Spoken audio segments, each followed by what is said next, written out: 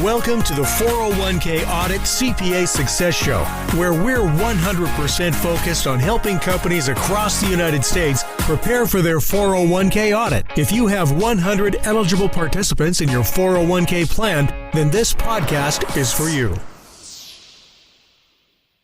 Hello, everybody. Welcome to today's podcast. Once again, you have Jamie and Kim here to talk about 401k audits, and we're going to talk about how the COVID pandemic has affected the 401k world. So, originally when we were planning this podcast, we were trying to think through, okay, exactly how does it apply? And you start off kind of broad, like, oh, it doesn't really apply here and there, but then you come up with this list, and of course, this pandemic has affected everywhere. So, interesting to see what we came up with in terms of ways that the 401k world has been rocked by this pandemic. So, Kim, if you kind of want to start off by some of the things that we need to be thinking about with how this new environment is affecting these 401k world and also the 401k audits. Thanks, Jamie. Glad to be here. And you wouldn't think that the pandemic would have that much impact on 401ks, and especially we wanted to talk today about 401k audits, but we're finding that it does have an impact. And if you think through with your audit firm that either you have been working with in the past, or maybe if this is going to be your first 401k audit, you might be looking for a CPA firm, we're finding that it is impacting a lot of the firms that most CPA firms, really unlike Summit CPA, do a lot of different work for their clients. The 401k audit that they might be performing for you is a very small portion of the work that they might be doing with a particular client. We're finding that the CPA firms are very busy just supporting the basic business of their clients. So helping them with their cash flow issues, helping them with a lot of the federal assistance that's out there, various loan programs and direct grants. They require a lot of work up front just to provide all the documentation to get the loan or get the grant. And then they're going to require ongoing maintenance to support the loan or the grant. So it's not just your once and done, it's an ongoing effort.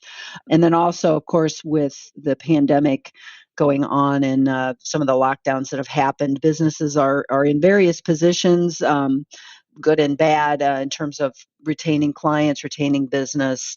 It could go either way. So they're either very, very, very busy or maybe not busy at all, and they're turning to their CPAs to help them through that.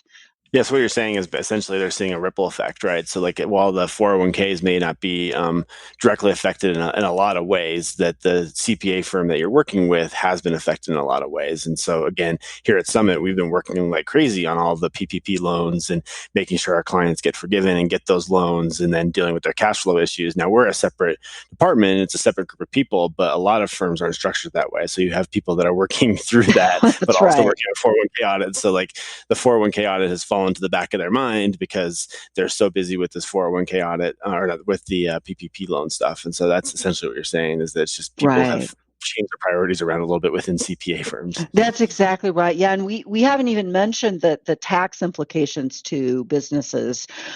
Just because we had the pandemic, it doesn't mean that your tax reporting obligations have gone away, or your tax payment obligations. And there's all different varieties of taxes. There's federal taxes, state taxes, local taxes. There's property taxes in some locations. There are all different kinds of taxes. None of that went away. It's still there. But in some cases, the deadlines have moved back, which can be a good thing. Might give you a little bit more time to work with your CPA to get the reporting done and or the payments done. You might need a little extra time to make those payments.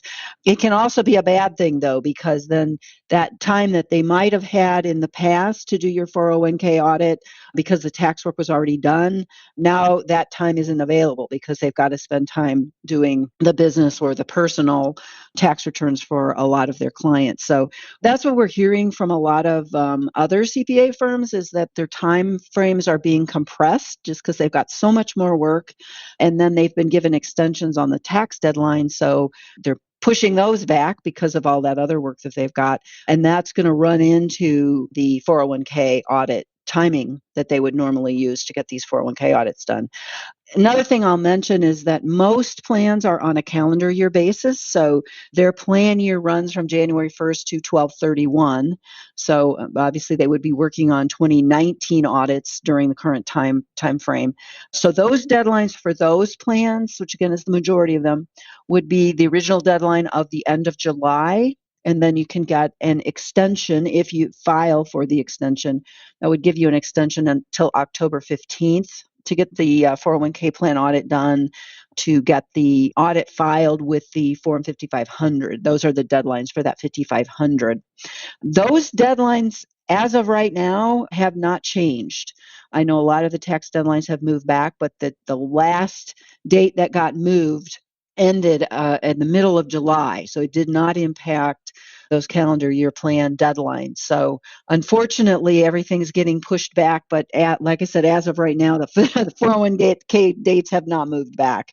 So do you predict that, again, a lot of people, not only auditing companies, but companies on their own, are focusing on different things? So do you predict a lot more extensions this year if those dates stay the same? Yeah, I think that we find a lot of companies that need a 401k audit go into that extension timing from the end of July to October 15th, just because it takes a long time to get the audits done. A lot of the documentation you need for a 401k plan audit isn't even ready in a typical year. This has nothing to do with pandemic, but it isn't really ready until April, May. So most firms don't even start on 401k audits until usually May, June, July. That doesn't leave you a lot of time to get them done by the end of July. So yeah, we typically see a lot of work done between that August, September, October timeframe. Again, that's going to be tough this year because for firms that are doing a lot of that other work, it's tough to get the audits done anyways. And then now when you've got all this other work, you've got compressed timelines anyways, it's going to be really difficult. And just keep in mind, unless the IRS and the DOL do something between now and when those deadlines occur, there's no extension as of right now beyond October 15th. So if you do not get the audit started or don't get it done, or your CPA firm is just bogged down, maybe they have good intentions, but they get bogged down with other things. So it gets to be October 15th, the audit's not done. Unless there's an extension from October 16th on, now you're going to be late and you're going to have to go down some other paths, which we can talk about here in a little bit. But you don't get another extension. It's not like you can file for another extension beyond October 15th. That's it. There's no more extensions beyond that, unless the IRS or DOL does something for the pandemic specifically. So assuming obviously these timelines aren't going to change, and again, you said if people are trying to hit that first deadline, the July deadline, then obviously field work would have started already. But if not, then it'll probably be starting, like you said, August, September timeframe. How do you see these audits looking different now that obviously people are working from home and offices are closed? Like how do you think that will affect the overall audit? Yeah, it's from an audit standpoint, we have things that we have to do as a part of the audit. Those are driven by DOL requirements, IRS requirements, and then just general audit standards require a variety of things to occur during the audit. We are not allowed to relax any of those standards just because of the pandemic. You might be able to do some things differently, but the end result, whatever objectives you're trying to achieve, those still have to be achieved regardless of anything else that might be going on. So what we're seeing from the audits that we've already started is that we get some documentation from the record keeper, custodian, various service providers that a client of ours might use. And some of those items have been delayed. Just getting them, the original documents, is taking a little bit longer. All of those providers, they work all over the country. They're in various locations, but they were in a lockdown as well. Might have been short, might have been long, might still be under lockdown. So those folks are working from home and they're not really set up for that. So we're seeing some delays on that end, just getting the original documentation. We also have to get documentation from our clients. Clients are in the same boat. They might be in lockdown, might have to work from home, might have capacity to work from home, might not. So that's delaying things somewhat. We're also seeing records, if records are kept as paper, They may be in an office that the client can't get to because they're not legally not allowed to enter the building. So that's causing some delays. There are also procedures that you need to do, whether that's inquiry with particular folks that maybe are involved with the plan or participants. We do need to do confirmations with participants. They may have been furloughed. So it's difficult to get a hold of them. Technically, they're not really working for the company at that particular time. So that's causing problems, causing delays. There's all kinds of issues that we're running into that are a little bit unusual for folks that are not used to working in a virtual kind of distributed environment like we do at Summit. This is kind of what we Yeah. do. This is normal for us, but it's Yeah. not for a lot of folks. So we are finding some kind of interesting dilemmas that we run into, and we're finding ways to work through it and work around it. We're trying to get the audits done as quickly as we can and get them done up to a point. And then in some cases, we've had to put them on pause for a little bit, wait for some reports that, maybe a service provider, they're not quite done yet, or maybe we get some of the confirmations back and we have to wait for people to get a hold of the confirmation and return it, or maybe they come back to work. So we have had some delays on that end. And I would encourage folks that are out there that need an audit that haven't started them yet. I know the 401k audit's not at the top of your list, but just keep in mind that as of right now, the dates have not moved. Even if they do get moved, we're not sure what that's going to look like. Is that going to give you maybe another month or 2 months? We just don't know. And you don't want to kind of put in your back pocket that I know they're going to move the date, so I'm not going to worry about it. And then if they don't move the date, now you're in real trouble because you've got to get an audit done. We don't know what's coming. Maybe your business is going to pick back up again and you're going to be swamped come July, August.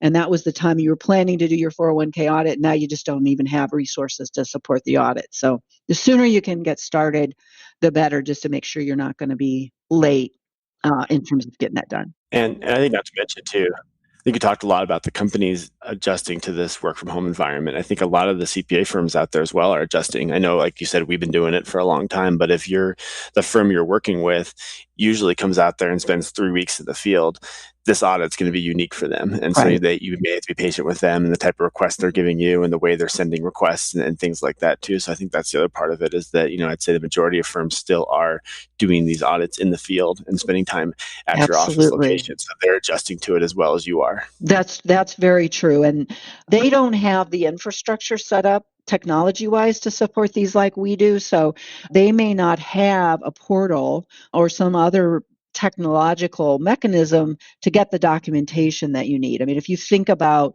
what did you experience from your auditors in the past, they would give you a list of here's all of these hundreds of items that I need, and you might go pull those from files, or you're gathering information maybe on a flash drive or something to give them when they come in the office. Well, that's not going to be an option now. So how are you going to give them those documents? And think about what's included in those documents: highly confidential information.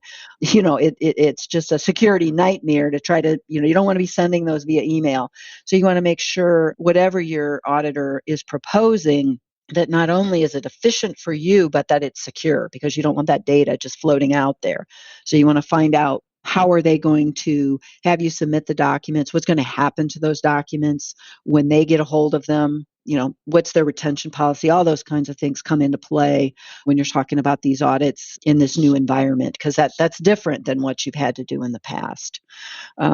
Yeah, for sure. So I think the big tip there too is if you haven't contacted your auditor yet, contact them now. Reach out to them and say, hey, I know we usually start audit field work in June. I just want to make sure you're prepared for that, and that you have controls figured out, and ask those type of questions, because to Kim's point, like there's a lot of sensitive information going back and forth. You're talking about people's social security numbers, people's pay rates, a lot of stuff that your employees want to feel comfortable that you're sending the way they're sending that. So now's probably a good time to reach out to your auditor and just ask those questions about what their plan is, and make sure that they have a plan, because kind of how we started off the podcast is a lot of CPA firms probably haven't really thought about 401k yet, because they're That's right. thinking about That's all right. this PPP stuff and the tax extensions and trying to get that stuff communicated. So they might not even have thought of that yet. So reaching out to them to make sure they're prepared, because you want time. If you don't like the answer they come back with, you might need to find another auditor. So you want to make sure you have the time to do that.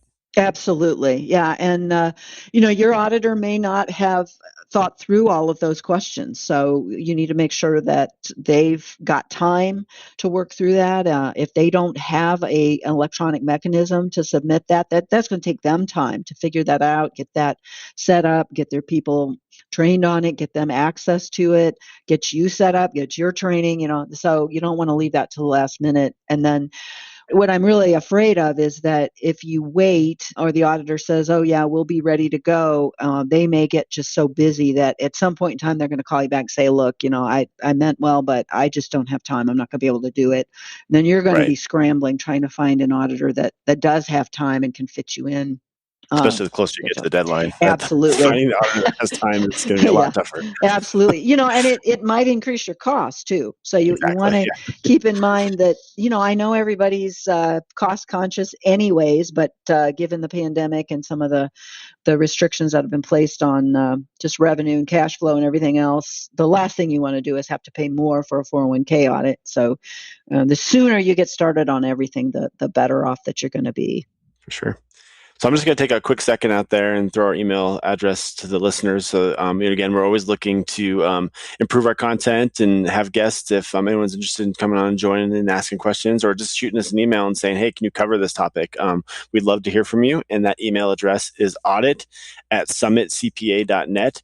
One more time, it's audit@SUMMIT CPA.net. So we'd love to hear from you because, again, we're always looking to make the show better and want your input on it. So back to this absolutely. topic. Yes. What else do we need to think about? Again, what other topics are relevant to this that we want to make sure we touch on? Yeah, the one of the last thing I was going to mention, a couple of things that not only are our standards not relaxed due to the pandemic and everything that's going on, but the Department of Labor, IRS, all of those groups that are in charge of oversight from a regulatory standpoint for benefit plan audits, their standards have not relaxed at all as well. So anything that you are required to do for your 401k plan from a compliance standpoint, that's all still in play. No relaxation there. And keep in mind that federal agencies have gone through similar cuts and similar restrictions just like everybody else. So it's going to be harder to get a hold of them if you have questions. You may have trouble getting hold of some of your providers as well. So just make sure you leave time for everything that you need to do, but also understand that you're going to be held responsible for compliance. No changes there, no relaxation at all from their standpoint. Still need to keep up to date on everything that you need to do for your 401k plan. Also, the 401k plan controls that you have in place. I know it's difficult. Everybody always wants to say in a difficult time like this, and you may have had to either let go some of your staff or furlough some of your staff. Controls are one of the first things that tend to go in that kind of a situation. But just keep in mind, you as fiduciary for the plan, if you're the plan administrator, plan trustee, or you just work with the plan on a day-to-day basis, you have a fiduciary responsibility to the plan and the plan participants. That didn't change with the pandemic. So you need to make sure all those controls are in place. You've probably heard on the news that fraudsters are taking advantage, as they always do, whenever there's any kind of disaster or difficult time going on. They're doing the same thing with this pandemic. And unfortunately, benefit plans are not immune. So we're seeing increased cybersecurity risk with regard to these plans. So controls very important. Access levels are very important. So as you're changing potentially staff at your locations, make sure that if you've let some people go and they had access to the plan, especially at an administrative level, make sure you get those access levels either changed or removed as quickly as possible. You don't want to allow a fraudster to get in and take advantage of anything going on with your plan. And also pay particular attention to any kind of disbursements or loans that your participants are taking. This would be an opportunity, again, for a fraudster to get in there and try to take money out of somebody's account. That's the last thing you want to happen with everything going on is that one of your participants' retirement plan gets raided, as part of a cybersecurity attack. So be very, very careful with that. So it sounds like you may even need to add some additional controls around that. If you're, Absolutely. on loans, maybe even do like a weekly report that shows you new loans taken out and confirm that, or something to Hmm. that extent, where you want to just have some additional controls in place, just because, like you said, during these tough times when things have changed, a lot of people will try to take advantage of that. Yeah, and you've probably got a lot of movement going on with your employee base too. So you may not know, is Susie still working with us? It can change on a daily basis with everything going on. So just pay particular attention, because it is an area, and we are seeing some activity on this area. So be careful. The other thing I was going to mention is that if you do run into trouble, so maybe you cannot get the audit done for a variety of reasons. Maybe you're just not prepared to support it from the plan sponsor side, or maybe you're running into trouble with one of your providers, or your auditor just isn't able to do it. There are options if you miss the due date. So right now, that's the end of July, October 15th. Again, could change based on IRS DOL. But regardless, if you can't meet the deadline, some things that we recommend is, if you can file your 5,500 even without the audit, we recommend that you try and do that if you can.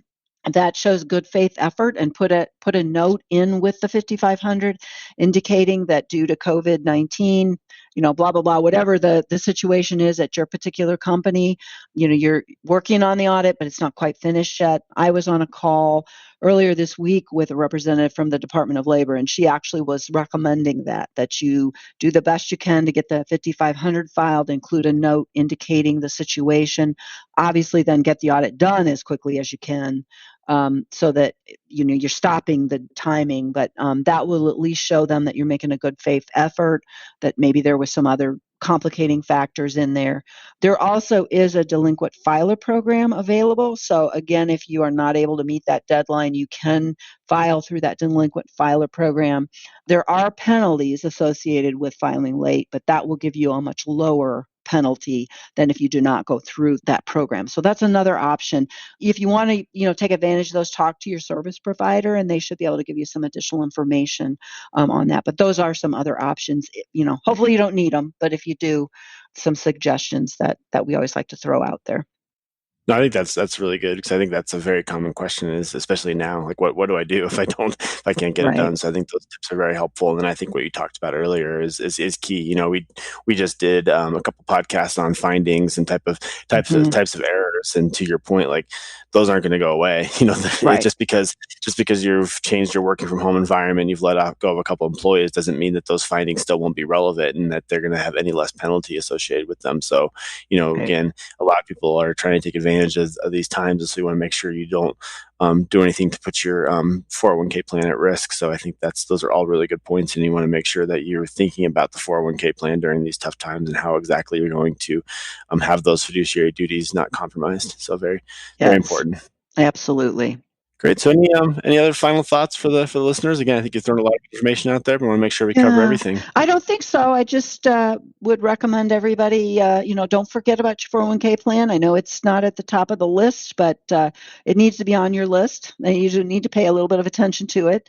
And if you do need an audit, you know, get with your auditor as quickly as possible. If you need to get an auditor, either it's your first audit, or maybe your auditor you've used in the past is not going to be able to support it, get on trying to find one as quickly as possible. We at Summit would be happy to help you, or give you some advice if you're running into difficulties with finding an auditor. We'd be happy to give you some booklets that we have to help you select an auditor, or give you some advice. We do offer free consultations here, so just take advantage of the email address that Jamie gave out earlier. Send us a note, and we'd be happy to give you a call and give you some advice on that line if need be. Perfect. All right. Well, thanks for all the information, Kim. I know you put a lot of work in putting this together, so I appreciate that, and I'm sure our listeners do as well. Thank you. Enjoyed this episode? Visit our website at summitcpa.net to get more tips and strategies for achieving 401k audit success. We're here to be a resource with ever-changing rules and regulations.